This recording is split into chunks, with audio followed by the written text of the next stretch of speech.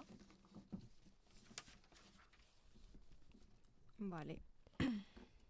Pues... Ahí, ¿dónde tengo las...? Hace mucho tiempo que no hago el programa con cascos. Ya, yo también. Un Últimamente. montón de tiempo. Esta es la escaleta. Yo me la pongo aquí Sí, y sí. más o menos me voy fijando. Y ayudarme, porque lo de coordinar, sabéis que soy un poco novata.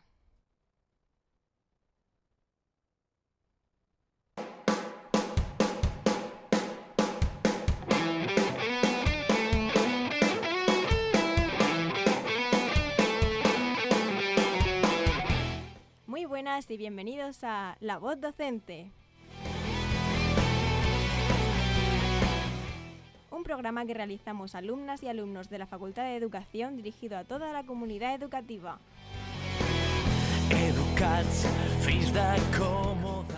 Nuestro programa está formado por Antonio Gómez, Javier Roca, Irene Pomares, Daniel Pérez, Irene Ferriz, Irene Tremiño y una servidora, Elena Ruiz. Religions, Un espacio donde habrá entrevistas, noticias, tiempo de opinión, novedades. Un espacio que esperamos os guste a todos. nens estudiant del privat. ¡Comenzamos!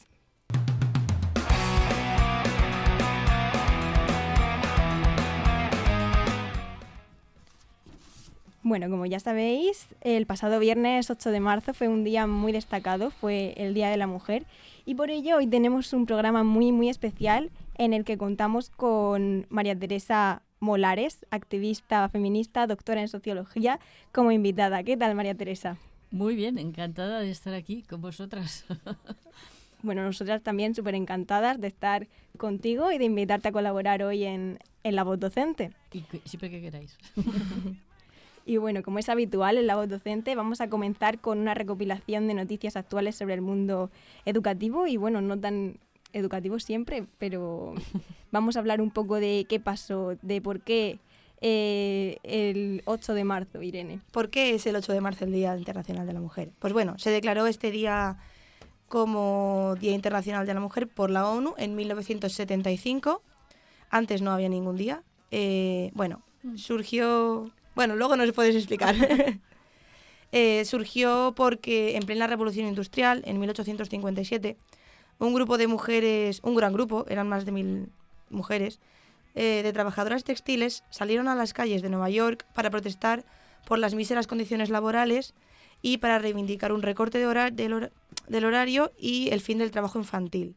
Y a partir de esta manifestación sucedieron otras muchas.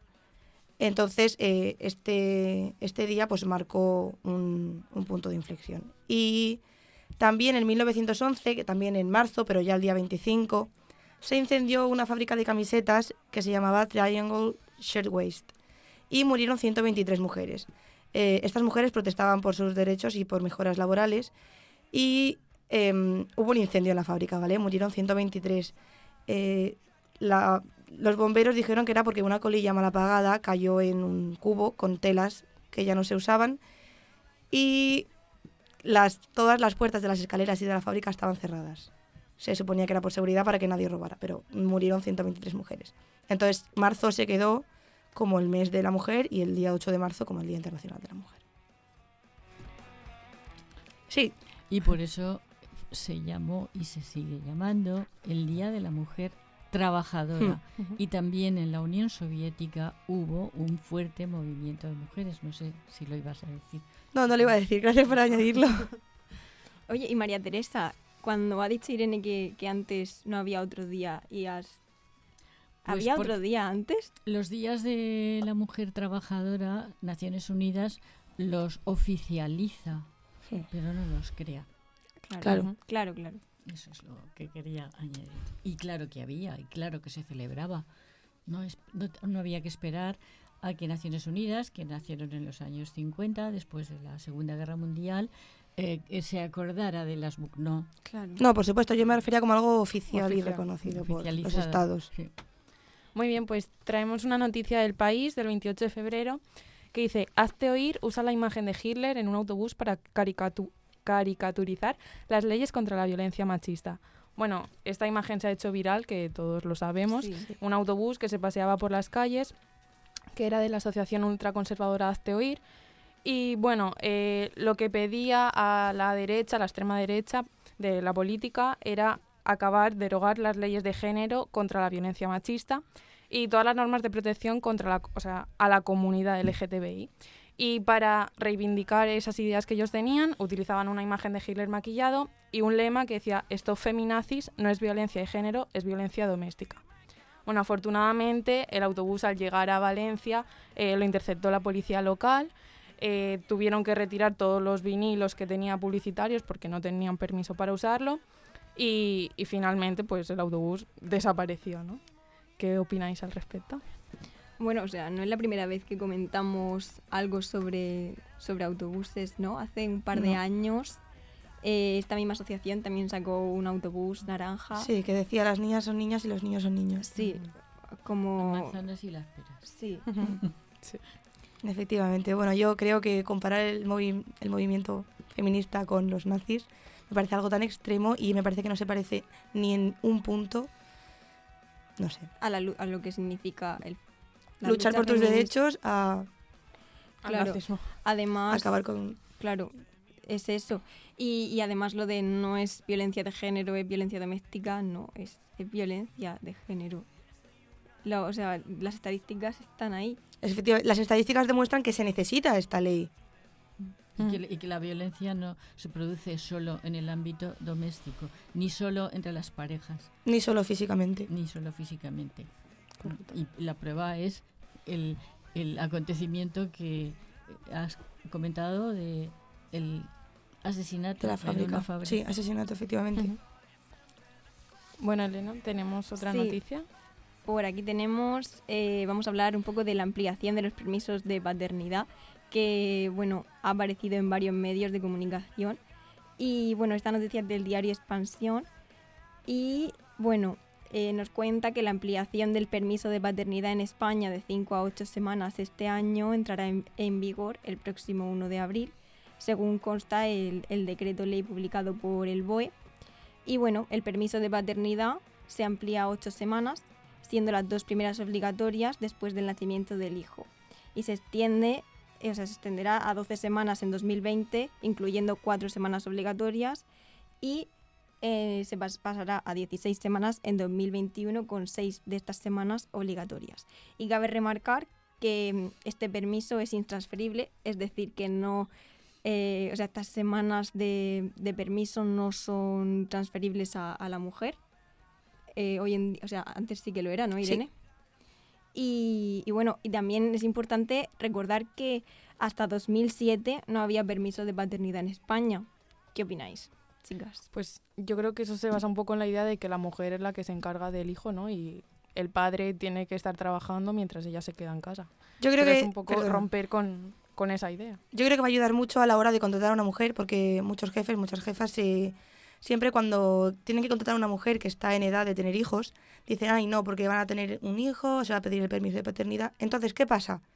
Ahora el padre también va a tener un hijo y el padre también va a tener un permiso de paternidad. Entonces, eso yo creo que va a igualar mucho las cosas. Es equiparar las condiciones que hay. Que el Yo padre... quiero decir una cosa, no sé si habéis cuidado bebés.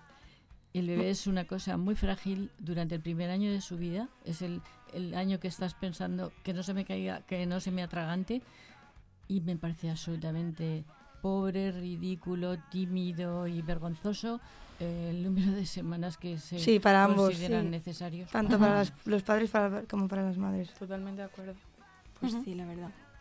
Y bueno, vamos a pasar a la siguiente sección.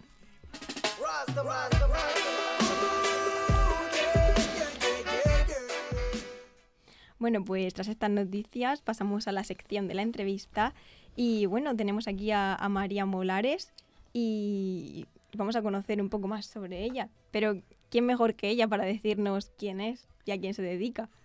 ¿Quién es María Molares? Bueno, María Teresa, que me conoce María más Teresa, bien como sí. María Teresa, pues soy muchas cosas a la vez porque ya tengo muchos años y he podido hacer muchas cosas. He sido profe en todos los niveles educativos menos en infantil. He sido profesora en la Universidad de Alicante, he sido concejala en el Ayuntamiento de Alicante, he sido dirección de un partido político muy meritorio por su carácter asambleario, que es Izquierda Unida.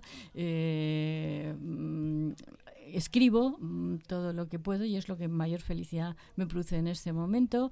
Investigo, soy doctora en urbanismo cuando yo soy de filosofía pura, y me gusta salir a la calle y mirar con mucha atención, con toda la que puedo, y colaborar, y lo que sé, enseñarlo, y lo que no sé, aprenderlo. Estoy aprendiendo muchas cosas todavía. Muy bien, yo creo que hay que aprender durante toda la vida.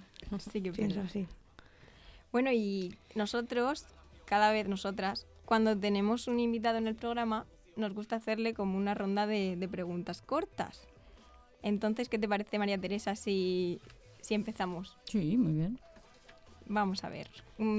¿Tu color favorito? Es que me pasa con todo, me gustan muchos. El rojo, el verde, el azul, el negro, el blanco. Todos. ¿Y tu asignatura preferida del colegio? Mi asignatura preferida del colegio, pues igual, el latín me gustaba, el griego me gustaba, la literatura me gustaba, y odiaba muchas cosas que después me han gustado porque me las enseñaban muy mal. Por ejemplo, las matemáticas, por ejemplo, la geografía, por ejemplo, la historia. Sí, nos ha pasado a todos. ¿Un profesor que recuerdes con cariño? Emilio Llega, me emociono y todo cuando lo nombro. No ha sido directamente profesor mío, pero es un filósofo maravilloso que os recomiendo que leáis, que es capaz de decir con lenguaje claro, hablar de filosofía con lenguaje claro, para que se entienda.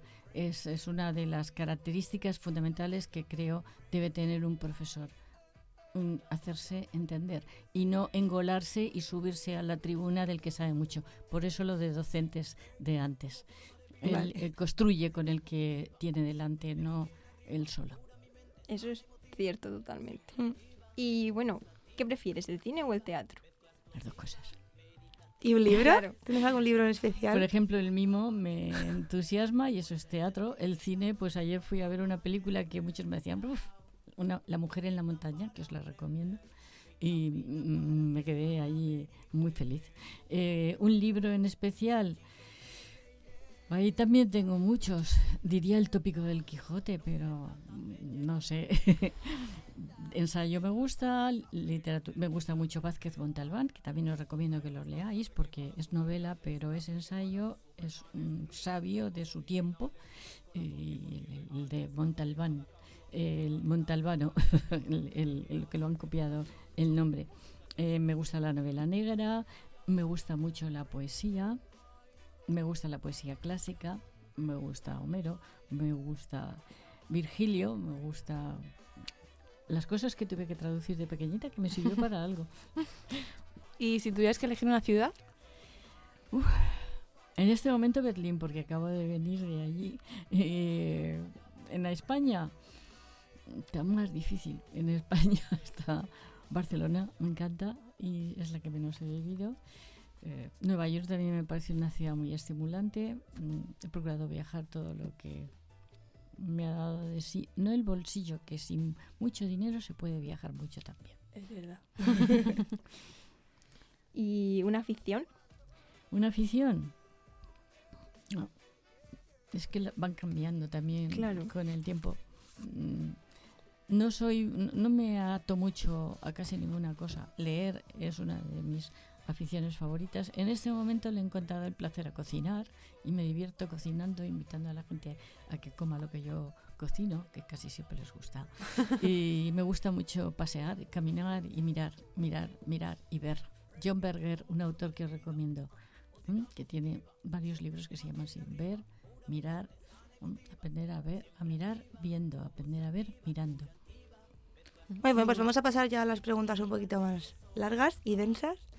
Háblanos un poco sobre tu trayectoria profesional, ya que te estás dedicando ahora. Bueno, en este momento soy una profesora jubilada de la Universidad de Alicante, pero soy profesora colaboradora del Departamento de Sociología 1. Estoy participando en una asignatura de arquitectura, colaborando con el profesor en una asignatura de proyectos, donde yo enseño lo que he investigado en mi tesis sobre la especulación del suelo en Alicante. En ese camino estoy ahora haciendo una versión divulgativa de mi tesis doctoral para que la pueda entender todo el mundo. yo creo que la academia, es decir, la universidad, tendría que hacer una reflexión sobre las obras que produce y sobre dirigidas que están exclusivamente a la comunidad científica y lo difícil que resulta para el público más amplio, al que también hay que tener en cuenta, porque es el que nos paga además, que nuestras investigaciones, nuestros conocimientos puedan ser claros. Tengo varias otras obras empezadas, como mis memorias de concejala, para explicar un poco qué es eso de la política y qué es eso de un ayuntamiento. Y tengo un ensayo sobre una estafa inmobiliaria importante que hubo en Alicante, el Parque Ansaldo. Y tengo un ensayo sobre lo que fueron los profesores no numerarios, los penenes o los interinos, como queráis llamar, en una huelga de 3 meses que tuvimos en la enseñanza media, entonces se llamaba así, y que consiguió que se reconociera nuestro trabajo. Y de vez en cuando escribo cuentos que me encantan. Ahora estoy escribiendo uno sobre la reina Dido y cómo a las mujeres se les exige también que se inmolen si su marido desaparece. Y el otro día tuve que escuchar de boca de un insigne de la izquierda, muy progresista él, cuando una señora que había perdido a su marido hace 2 meses estaba interviniendo como persona pública en un sitio público. ¿Qué hace? Está aquí, no está en su casa, llorando por su marido. Increíble. ¿Hasta qué punto el machismo está metido y el patriarcado en lo más profundo? Y nos quieren comparar con las mujeres indias, pero con la reina Dido, que se clavó en la espada de Eneas y se hizo inflamar allí con las llamas. Esas más o menos son las cosas. Estábamos antes comentando un poco y nos has hablado de la reina Dido y no sabíamos quién era. No. Pues era la reina de Cartago. Era una inmigrante. Ajá. Como Eneas era un emigrante también. Huyeron de su país porque tuvieron conflictos económicos y conflictos de guerras y se fue por el mundo para adelante y aterrizó ahí en el norte de África. Y entonces dijeron, bueno, vale, te dejamos aquí que cojas este terreno. Te damos todo lo que quepa en la dimensión de un toro. Y entonces la tía cogió al toro, lo despellejó, lo cortó en tiritas y hizo una extensión mucho más grande. Qué Y bueno. allí le dieron el terreno y se convirtió en la reina de Cartago, la reina Dido. Eneas, que iba corriendo porque decía que los dioses le habían dicho que tenía que conquistar Roma, que tenía que fundar Roma, iba con su abuela a costas, se fue para allá y pasó por Cartago. Una noche loca en una cueva, pues allá que se enamoraron y se acostaron y ya está. Y entonces, pero él dijo, yo me tengo que ir porque los dioses me han dicho que yo me tengo que ir a Roma. Entonces la Dido estaba tan enamorada, había tenido ya varios, no sé por qué le entró eso con Eneas. Y es que somos a veces, en esas cosas del amor somos un poco tontas. Y entonces pues nada, allá montó la pira, puso la espada, bueno, eso es lo que cuenta Virgilio, luego vaya usted a saber. Y se ensartó en la espada y la quemaron viva. Claro, porque María Teresa, tú eres activista feminista, o sea, sabes mucho del tema de feminismo, por eso. Bueno, en mi vida procuro hacerlo así, ser una mujer libre y no tener ataduras legales de ninguna clase. Las tengo de otros tipos, afectivas, intelectuales, legales procuro no tenerlas. Y queríamos, no se tiene nunca. Claro, queríamos preguntarte, pues, no sé, ¿qué es el feminismo para ti y en qué consiste el activismo feminista? Bueno, el feminismo es una larga prueba antiquísima de que la inteligencia de las mujeres, yo no digo que es superior o inferior a la de los hombres, es igual que la de los hombres, por lo menos. Y en estas cuestiones muestra ser más lúcida y más intuitiva, más clara y tener muy claro que la igualdad para los hombres y para las mujeres, entre los hombres y entre las mujeres, es imprescindible para que la especie se desarrolle con armonía y con felicidad. Y eso desde Hipatia, que la habéis visto antes en el nombre de la editorial, hasta aquí se ha ido organizando. La verdad es que hay que decir que la Iglesia Católica, Apostólica y Romana ejerció una feroz dictadura sobre las mujeres, impidiéndoles expresarse, manifestarse, y eran siempre la que era más inteligente y la que podía colaborar más con la sociedad, enseguida era considerada como bruja y enseguida la metían en una celda. La metían en una celda para usarla por la noche, ¿vale? No era para tenerla separada, sino para que estuviera al servicio de los jefes de las iglesias. Eso está escrito. Hay un libro muy bonito que se llama La sociogénesis de las brujas, de Vicente Romano, donde explica todas estas cosas. Entonces, en esa larga etapa, la edad de hierro de la humanidad en el occidente, luego en otros países se libraron de eso, les llegó más tarde, las mujeres estaban totalmente desaparecidas, como estaban los derechos de los hombres, como había siervos, etcétera. Y ya es la aparición de la Ilustración, y eso se le debe mucho a la filosofía, lo que hace otra vez renacer de una forma organizada la lucha de las mujeres por la igualdad hasta aquí. El activismo feminista, hay una frase en un artículo que os he dado de Amelia Valcárcel que lo dice: cualquier microacto de la mujer en su vida privada, su vida pública, por hacer visible su dignidad y sus derechos, es activismo feminista. No hace falta estar apuntada en un grupo y ir o no ir a las manifestaciones, ir o no ir, hay que hacerlo, pero no es solo eso. Yo creo que es también muy eficaz la cotidianeidad, el microcomportamiento en los espacios pequeños. Sí, que el 8 de marzo es el Día de la Mujer, pero hay que luchar y reivindicar Eso todos es. los días del año, Eso por es. supuesto. Bueno, nosotras somos maestras y también queríamos hablar un poco sobre el feminismo en la educación, sobre cómo podemos transmitir estos valores de igualdad dentro de nuestras aulas. Bueno, primero que fijaros cómo el número de mujeres que se dedican a la docencia va disminuyendo a medida que van aumentando los niveles educativos. Esto yo creí que se había cambiado, y se ha cambiado, pero muy poco todavía, desde los años 70 que empecé yo a mirar estas cosas. Entonces, claro, lo primero hay que ver y mirar, como he dicho antes, qué son los estereotipos de género, cuáles siguen persistiendo. Y ayer por la calle vi a una niñita de 4 años empujando el cochecito con el muñeco dentro. Eso es un estereotipo, Claro. que se está transmitiendo a través de los juguetes. Cogeros todavía los folletos de juguetes y veréis cómo están adjudicados a los distintos...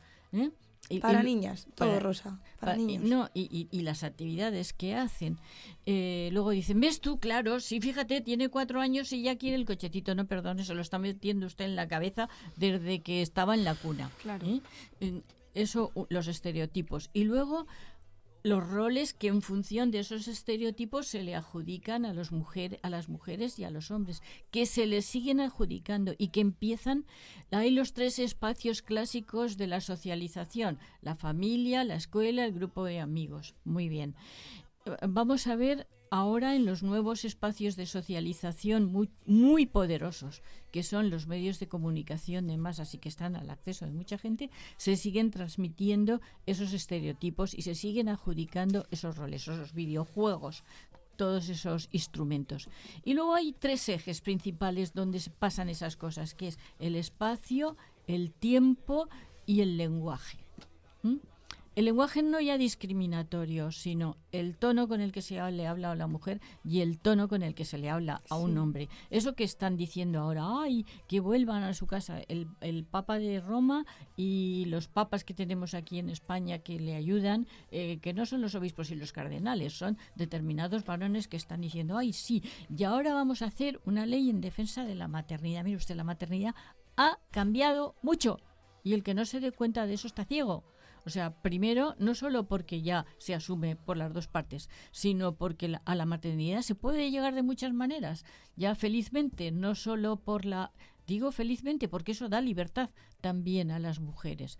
Y hay muchos mitos acerca de las dos figuras, paterna y materna, en la educación. Mire usted, vamos a ver, mi madre tenía 4 hijos y mi padre estuvo navegando hasta que se murió Franco. Y no volvía, pero de paso. Entonces, y nos sacó adelante todos, así parece que somos bastante normales. Sí. Entonces, quiero decir que hay también mucha idealización sobre eso. Entonces, ¿a quién está adjudicado el espacio? Cuando entréis en un espacio siempre, fijaros cómo está distribuido y a quién se atribuyen los mejores lugares. ¿A qué tareas se le atribuyen los mejores lugares? En una vivienda, ¿qué es la cocina? El lugar más estrecho, el lugar más pequeño. Bueno, en estos pisos imposibles que nos venden ahora, porque vivamos, no sé cómo venden esas camas de 150 centímetros y no te caben en el dormitorio. Claro. Y las de 135 están desaparecidas. Bueno, y las cocinas, pues bueno, pues cómprese usted esta lavadora. Oiga, pero si es que no me cabe, si es que no tengo más sitio en la cocina. Claro. ¿Cómo está distribuido el espacio? ¿A quién se le adjudica? Después, ¿cómo está distribuido el tiempo? Yo tengo una experiencia que me ha vuelto a pasar la semana pasada y no me lo podía creer, que en el momento hay una asamblea, hay un turno de palabras y hacia la mitad, que es más o menos cuando me dan la palabra a mí, dicen, bueno, no nos queda tiempo, así que ahora las intervenciones de 3 minutos. Sí. Es decir, y eso observarlo en el aula y observarlo en los patios de los colegios. Sí. ¿Qué espacios hablando el otro día contigo sobre el espacio? Sí, sobre los patios coeducativos donde se intenta que los niños y las niñas jueguen juntos. Era eso, que se les dejaba a los niños la pista de fútbol, que en realidad es la mejor parte del patio, y a las niñas pues los huecos que y mirar, por ejemplo, el campus universitario. O sea, clases al aire libre, yo he intentado darlas y las he dado, peleándome con los seguratas, las he dado. En un aula subterránea que me dieron que no se podía estar dentro del aula porque no se podía respirar, en el aulario 2. Y entonces había una puerta de emergencia por la que podía salir a un prado maravilloso que teníamos delante, pero salía allí. Pero aquello es una vaguada así, que es heroico meterte allí, ¿no? Y enseguida venía el seguridad y decía, ¿han abierto la puerta? Sí, claro, porque aquí nos ahogamos. Bueno, es decir, ¿qué parte del campus está dedicada a qué? Fijaros, fijaros lo que se llevan los coches, lo que se lleva la zona deportiva. Hay espacios para el encuentro, no hay tiempo para el encuentro tampoco en la universidad. Bueno, puedo hablar mucho sobre eso. Y el lenguaje, no os equivoquéis, no solamente es el lenguaje inclusivo, es el contexto, el tono que usas para dirigirte a niños o a niñas, a hombres o a mujeres, y haceros una vuelta por el Tardeo, por ejemplo, observando qué pasa por allí, qué efecto produce el alcohol y cómo renacen los ancestrales sentimientos del machismo. Como las chicas se tienen que poner ultra súper guapas a ver si ligan, y cómo por allí se está ejerciendo prostitución desregulada por parte de jóvenes universitarias que dan su número de teléfono para sacarse unas pelillas. No sé cuál es el valor de un pene así en abstracto solo o aislado de todo lo demás de una relación comunicacional. Y yo luego os haré una pregunta al respecto. Bueno, yo quería, respecto a algunas cosas que has dicho, hablar si crees que el lenguaje inclusivo es necesario en las aulas, pero ya nos has hablado de eso. Y que también a mí me llama la atención porque sí que es verdad que somos mayoría mujeres en el ámbito docente, pero yo por lo menos en mi vida me he topado casi todo con directores y jefes de estudios, a pesar de que somos mayoría maestras. La distribución del espacio y del tiempo. Claro, sí. Eso es increíble. Y los rectores de universidad igual. Sí, es lo que estábamos diciendo. Bueno, me dice aquí el técnico que nos quedan 2 minutos escasos. O sea, se nos ha pasado el programa volando. Y bueno, podríamos hablar un poquito sobre recursos, aunque no... Bueno, sí, vamos a poner la canción de recursos.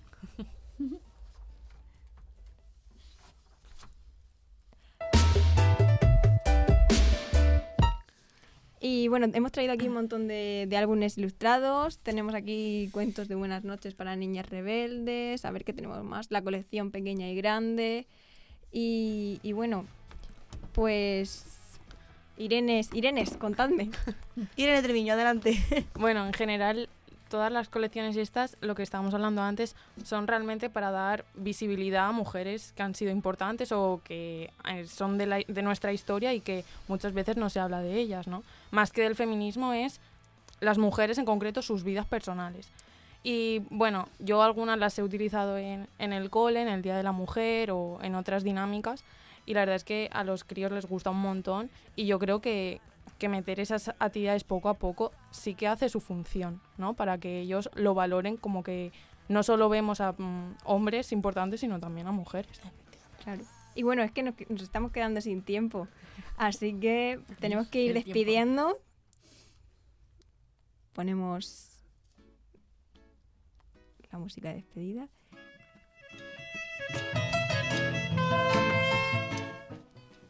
Y bueno, aquí acaba un programa que se nos ha pasado súper rápido. Y bueno, vamos a seguir hablando, aunque fuera de directo, un poco más con María Teresa. Y a ver si podemos ponerlo por Insta luego. Sí. O por Facebook y que nos veáis. Y nada, muchas gracias a la técnico, a Eva. Muchísimas gracias a María Teresa Molares por estar aquí con nosotros en este programa. Y nada, nos vemos en el siguiente. Hasta luego. Gente, no me falta, solo faltan ganas de volver a creer. Esta venganza no es una puerta falsa y detrás solo hay una pared. Y detrás solo hay una pared.